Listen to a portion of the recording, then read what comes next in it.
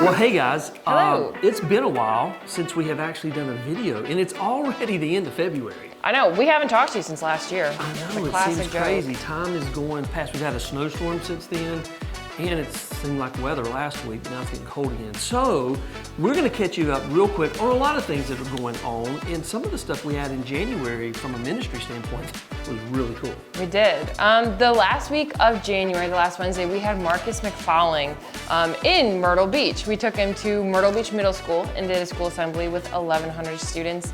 We took him to Atlantic Collegiate Academy out in Conway, and he got to speak in front of all of their students. And then we had him here that night, and that was just an incredible Wednesday night. Honestly, my favorite Wednesday night I think we've ever had.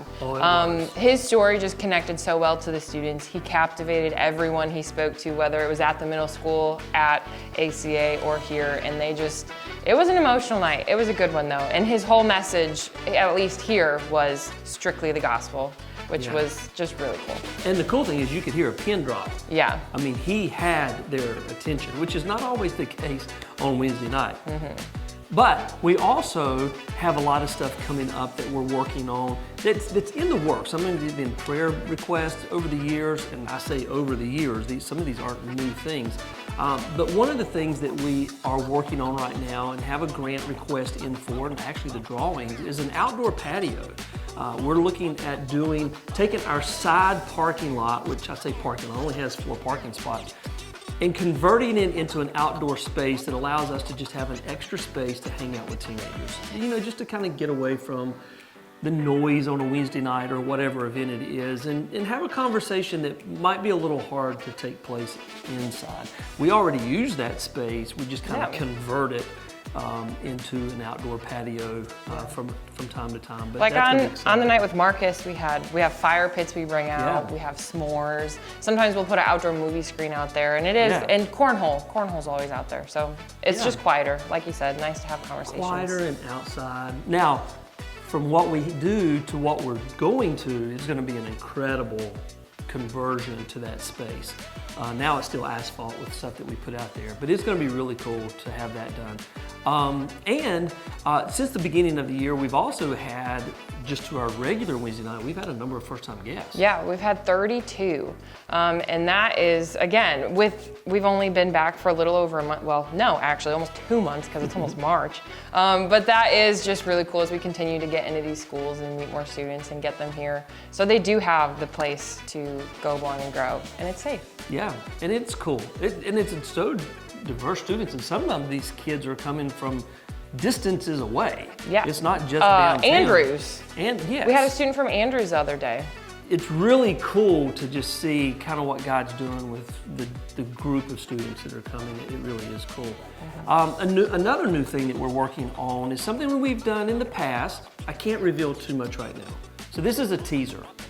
But if you like Christian music and you like being outdoors, you might want to pay attention over the next few weeks. Cue the smoke and the flames as a normal movie teaser trailer would have. Yeah. Explosion.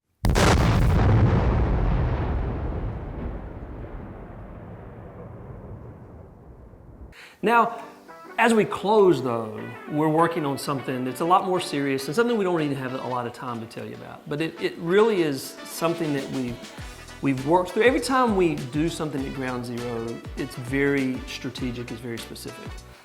When we run into things that we feel like aren't as effective as they should be, then I don't want to say we back up and pump, but we back up and evaluate.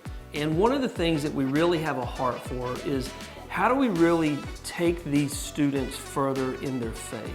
How do we really create something that has an effective approach in walking these individuals closer in their relationship with Christ?